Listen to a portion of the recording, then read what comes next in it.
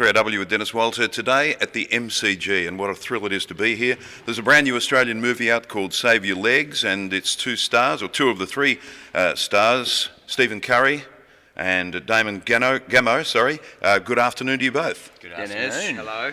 Now, I don't want to give too much away of the plot of this movie because it'll spoil it for people, but basically we've got a suburban cricket team. Mm-hmm. Yep, that's right. Who live for their cricket. Correct, yeah. The Abbotsford Anglers, they're actually based on a real cricket team who did a real tour of India in 2001, I believe it was. Mm-hmm.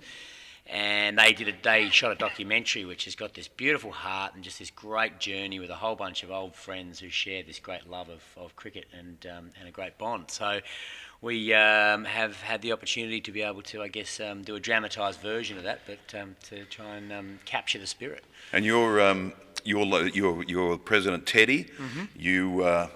Your life doesn't just revolve around cricket. There's nothing else in your life but cricket, and you live in a garage. That's right. Look, I think Teddy grew up with the grand plans to be not just sitting here in this wonderful hallowed turf that we find ourselves hovering above, but starring in the middle of it.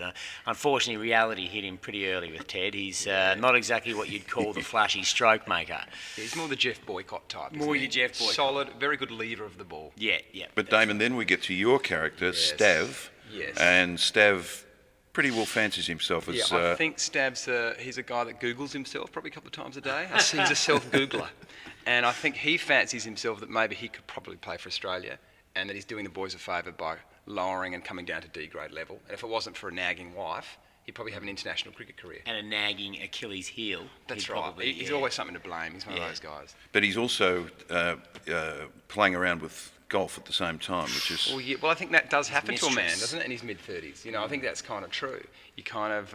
golf suddenly becomes a fascinating game, doesn't it? Yeah. It has for Stephen and I. We have a cup going ourselves, don't we? Yes. A competition that we play for regularly. As soon as I started watching it, and I was laughing out loud in a theatre for a preview, a theatre with about 20 people in it, I guess, and I actually was holding myself back at times, but I know all these characters, and I'm sure that most blokes who go along to even women who go along, they're going to go, I'm married to that. Yeah. We had a screening the other night in Perth, actually, and the front two rows were the Rolling Stone Cricket Club, and they all came in their outfits, dressed up in their gear. Fantastic. And at the end I said to them, so which one of you guys is Stav? And they said, that's Turbo. Stand up, Turbo. And Turbo got up there, and everyone's got one in their team. They've got a Teddy in their team. They've got a Rick. They're really going to relate to it on that level, I think. Brendan Cowell stars in the movie as the captain, Yep. with his own issues. He does indeed. He wrote it as well.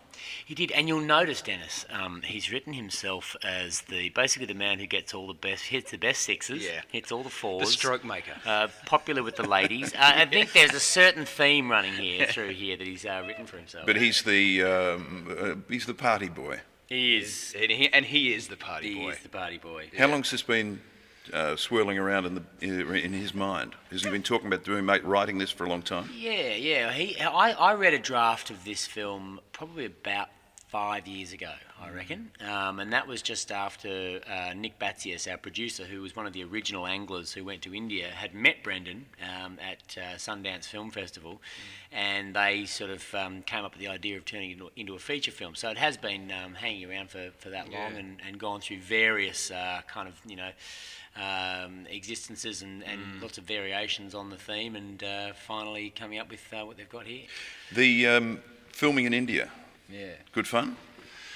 Incredible. Mind-boggling. I mean, it kind of has it all, doesn't it? I mean, if you've been to India before, you know how rich it is as a culture and vibrant, and it's just every day something new happens. And to be there with a bunch of lads on tour playing cricket, and they are cricket mad there. It is a religion. So we would have played so many games of backyard cricket and laneway cricket and hotel cricket and stuff. Cricket on the side of the Ganges, on the Ghats there, with 8-year-old kids who are so much better than we could ever imagine. Turning the ball about a foot. Getting pumped by them. And we all said at the end of each game, it's okay, we let them win because they're kids. Nah, we had no chance in hell, Dennis. The camaraderie is the thing that came through for me, and just watching it, and as I said before, seeing people that you know in all of the characters within within the movie. That is what was endearing to me. And I think I said to Michael, who's with us today, I said I got the same feeling watching Save Your Legs as I had when I watched Red Dog and when I watched Sapphires. So if I'm any kind of barometer, you could be onto a real winner here, and a huge market. I mean, that market in India, especially. In India and England, Also, all the there's cricket-loving also nations. a very large Indian-Australian population here too, which we hope we've presented India in a way that is a very kind of a loving take on it, and a place that you can't help but be moved by and be changed by.